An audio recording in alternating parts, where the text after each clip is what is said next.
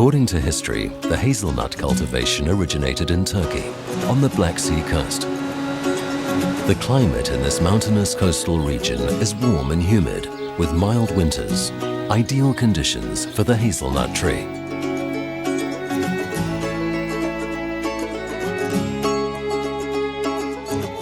The Black Sea region, with Sakarya and Duce to the west, and from Samsun and Ordu towards Georgia in the east, is today the world's largest hazelnut growing region. More than 70% of the world's hazelnut harvest originates here. That's around 630,000 tons a year. Turkey has 500,000 hazelnut farmers, many of whom own only 1 or 2 hectares of land. These farmers often farm their land using traditional methods. This has also resulted in issues. The orchards are often not tended to properly, so their yield is relatively low. And during harvest time, seasonal labor is employed, and often they bring their children to the orchards.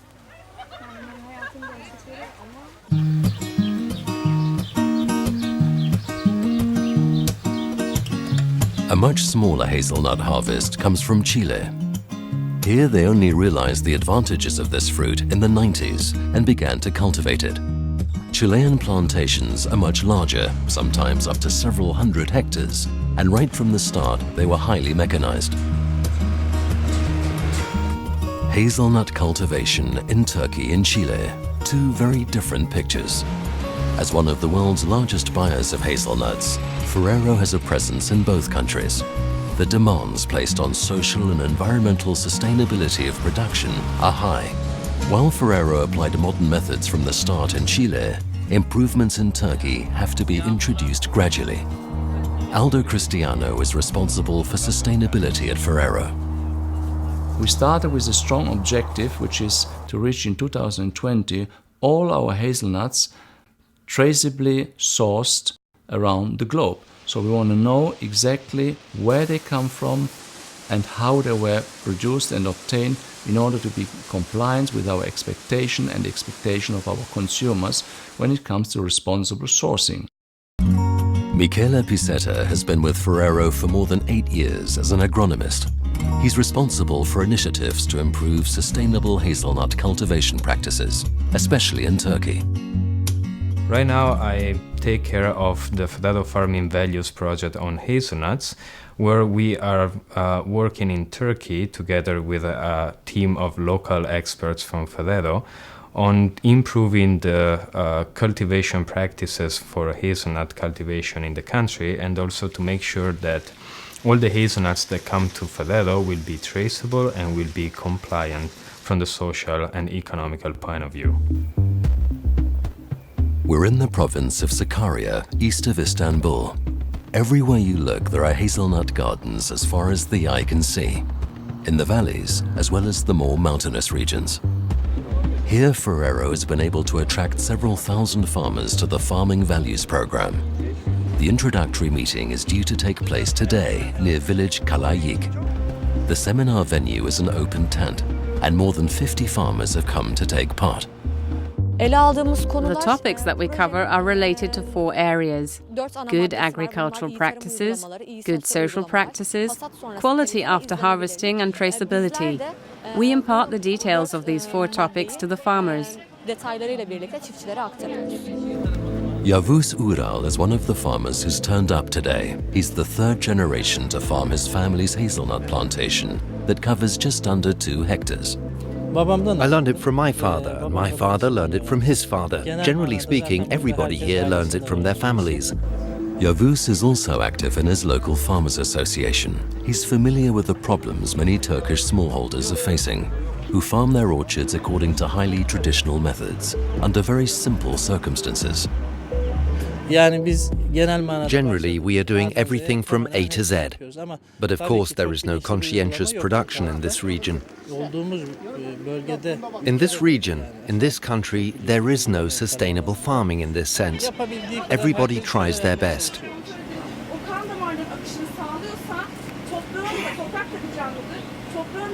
Many of the farmers here are skeptical and don't know what to expect. The young female Turkish speakers are viewed with suspicion. When we explain to them why we are here, that we are actually supporting them, that we want to inform them about laws and their responsibilities, that we want to raise awareness, those who have opposed us or have reacted harshly once, approach us now and say, sorry, we reacted very harshly, but of course, you are here to make us aware and help us. The workshop's going well. During the presentations, lively discussions ensue, including among the farmers themselves, who know each other from the village. After all, they are key to the success of the Farming Value Program.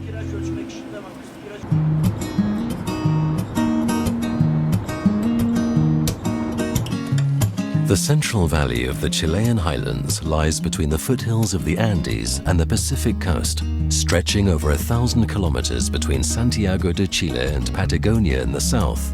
The area is ideal for agriculture. Fruit, wine and vegetables are grown on large plantations, with modern agricultural technology ensuring economically advantageous yields.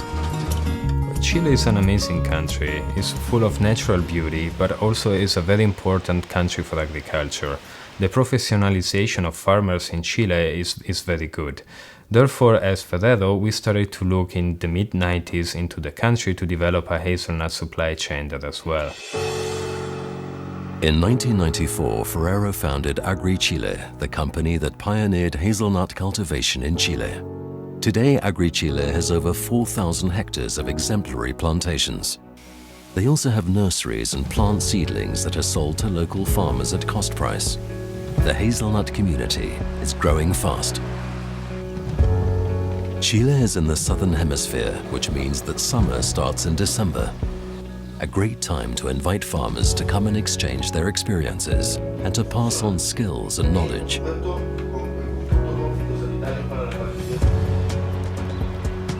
Claudio Weber is a qualified agricultural economist and has been one of the managers of Fruticola Agri Chile since 2007. In addition to his duties as operational farm manager, he also takes care of the so-called outgrowers. The relationship between Agri Chile and the local producers is very good and close. Perhaps that is one of the secrets behind the development and proliferation of European hazelnut cultivation, especially as most producers are located in Maule and Araucanía. They had no experience with hazelnuts, and our expert knowledge, experience, and tips are really useful for them.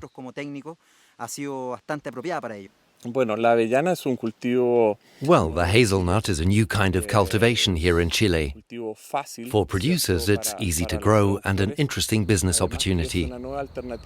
Chile is a country that produces fruit, grain, milk and meat. And I think the future of our country lies in fruit cultivation, especially in the south. In this way, Agri Chile is really helpful. They have invited us to several meetings and training sessions with a range of topics.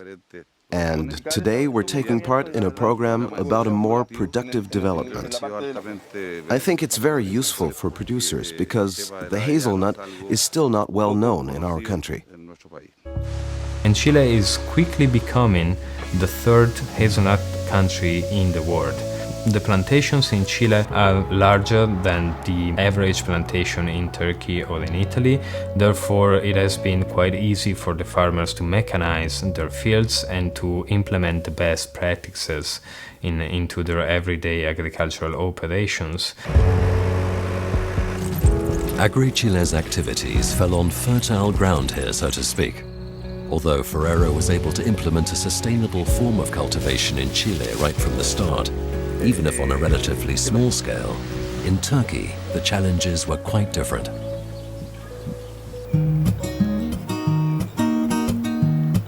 We're at another training camp near Duce, to the east of Sakarya. It's still early in the season and still a suitable time for tending and pruning hazelnut trees. It's an important prerequisite for improving crop yields, but also to prevent damage caused by pests, so farmers can reduce their use of pesticides.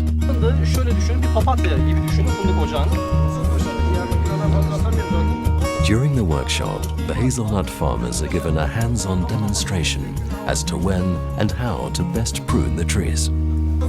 fındık gülü yani uç kurusu dediğimiz fındık gülü var. We are faced with Phytoptus avellanei, wilt diseases, hazelnut mites, hazelnut worms, and there are maybugs. The only natural operation that is possible is pruning. And when it comes to Phytoptus avellanei, you have to pick it with your hands. Önüne geçebileceğimiz. We carry out pruning operations as well. For instance, I've learned this operation in terms of wilt diseases just recently. For instance, I learned that dry branches get infested more often. The visible successes create trust, and word of this is spread among the Turkish hazelnut farmers. It's the proof that the Farming Value Program can affect positive changes in agricultural practices. Bu eğitimlerin bize katmış olduğu tabii ki mutlaka olumlu manada bir şey. There are, of course, a lot of things I benefited from, especially in terms of responsible agriculture. Bilinçli tarım yapmak. Öncelikle tahlil yaptım hani. Especially my awareness was raised for soil analyses at the right time and place, in the right way. Farkındalığına vardı. For a rain-fed orchard in Turkey, productivity is usually 1 ton per hectare. But what we usually see is that by increasing just a little bit the use of inputs such as fertilizers and crop protection products, and by taking care of the weeds and the pruning of the trees, we can increase that productivity by 50% in a couple of years. It's a great result, and we want to transfer this to the whole of the country as quickly as possible. In the first 2 years after the introduction of the Farming Value Program in Turkey, Ferrero actively mobilized around 5,300 farmers.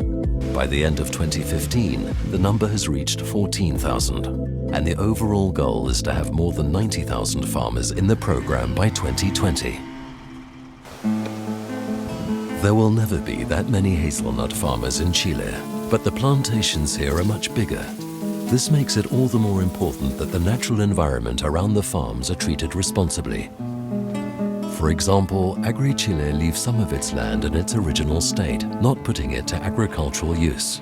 This goes for bush and grassland, as well as for native forests and other protected areas. In this way, the agricultural organization sets an example and makes sure that sustainable cultivation practices find favor with Chilean farmers. Una de las buenas prácticas que se están desarrollando en los campos de Agri-Chile. One of the best practices applied on Agri-Chile's farms is to try as much as possible to do without toxic pesticides that are not in harmony with the environment. Although they do control some plagues, they can also harm other beneficial species that provide natural protection.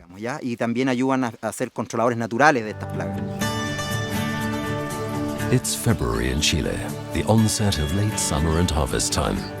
Early in the morning on the Fundo San Sebastian, the harvesters are ready and set off for the plantations, one after the other, towing the large containers in which the nuts will be collected. It's a dusty business, but it goes quickly. The large plantations are ideal for the deployment of these big machines. Wherever possible, manual labor is kept to a minimum. And the results are impressive. On average, the yield here is 3 tons per hectare. That's clear proof of the potential that good agricultural practices can achieve. In Turkey, technological advances are slow. There are limitations such as smallholders who simply cannot afford to buy technical equipment, or where steeply sloping orchards cannot be accessed by machines.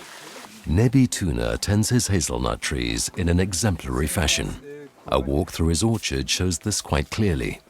He's created the ideal conditions for mechanization and is supported in this by Ferrero, for example, giving him useful tips for purchasing and training him on how to use the machines. Well, in hazelnut production, the instruments are classic anyway. Of course, there is newer technology, and collecting methods have changed. We also collect the hazelnuts with machines, blowing machines and vacuum machines. We shifted to these modern ways of working.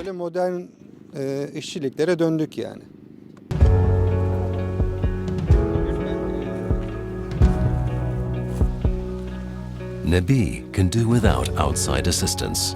Yavuz employs only locals to do his harvest work.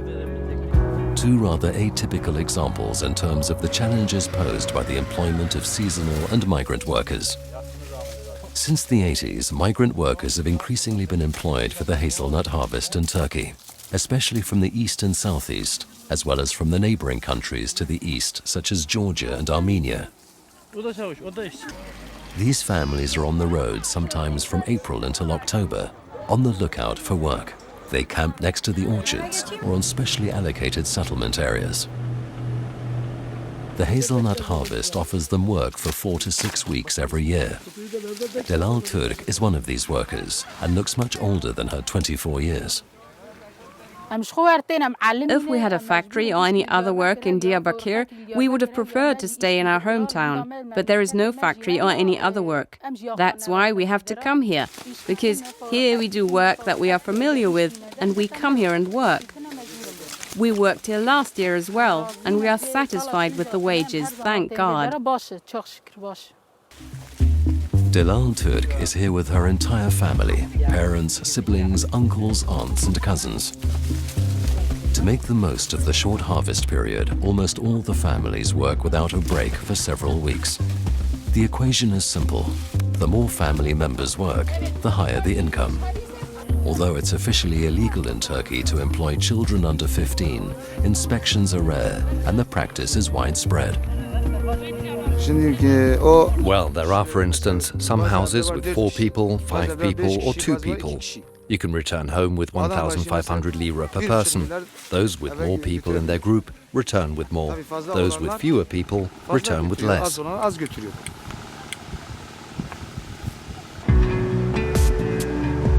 Ordu lies on the east coast of the Black Sea. We're attending a stakeholder dialogue event held by a local project initiative to reduce the worst forms of child labor during the seasonal hazelnut harvest in Turkey. The sponsors of the initiative are the Turkish Ministry of Labor and Social Affairs, the International Labour Organization, or ILO, and Kaubisco, the umbrella organization of the European confectionery manufacturers. Ferrero is a member of this organization, and Michele Pisetta is an interested observer at the event. Nejat Koçabay is the ILO representative in Turkey and delivers a report on the progress of the program. This year we have 60 teachers, and in total a team of 70 people consisting of social workers, psychologists, sociologists and professionals who are committed at the 7 social support centres to keep children from working and provide them with the education they deserve and the space to play. One of these support centres is located not far from Ordu. Around 950 people stay here, a third of them children under the age of 16. I'm the head teacher in this building, in the school, the seasonal school, we can say. It's a school for the kids who are immigrating with their family, and this school is giving them a chance to not to go to the field, hazelnut gardens.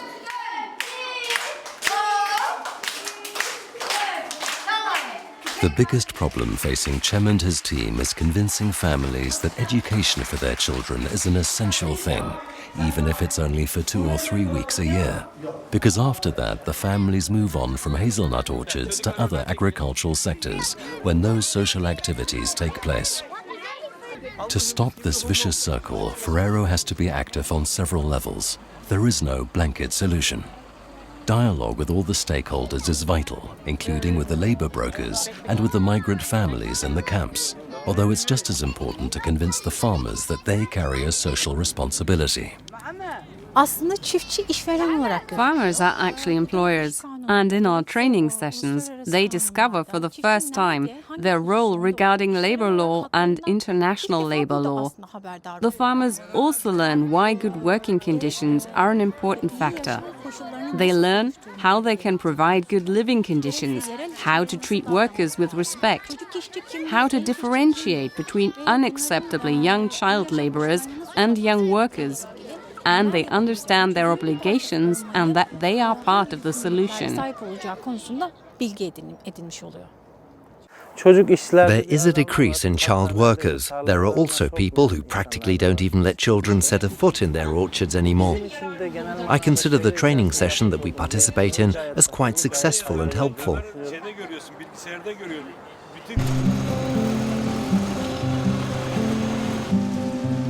The harvest in Chile is in full swing, and we want to take a look at how labor is organized here, as well as social conditions.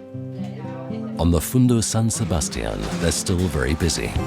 Work begins early, with everyone meeting at sunrise, seasonal workers and full-time employees. They then disperse according to their tasks: hand-picking, mechanical harvesting, the factory, quality control, unloading the fruit, etc. Magali del Carmen Rebolledo comes from the town of Talca. She will stay here on the land until October, after the trees have been pruned. She has plenty of experience in the manual harvesting that has to be done wherever machines have no access. There is a person who's responsible for the safety measures, and when you start, they tell you everything that could happen, how you can avoid certain things and accidents. They also gave us a book with the same information. You can't ignore anything, also not when it comes to safety measures for the workers. The right equipment, that they always have access to water, the toilets. All these things are important in this work. Sebastián Gutiérrez has a permanent job at AgriChile. He's been driving harvest machines for 2 years, and this year he completed a training course in plant protection. We actually have everything we need here. The company has given us a canteen. We have fridges for our food, not like before, when everyone had to bring their own lunch pack and carry things around with them. Not anymore. AgriChile's hazelnut farms are a model in every way. From the layout of the plantations to working conditions, right through to quality control and processing. An integrated process that can be tracked from A to Z. No information gap may exist between supplier and worker. In Turkey, Ferrero has invested in processing factories. Altan is one of the largest hazelnut processors and traders and was acquired by Ferrero in 2015. This will also contribute to reaching full traceability. During the season, thousands of sacks are delivered here daily for processing. The millstones in the mill rattle away as they always have, while lightning-fast laser equipment is used in the sorting area.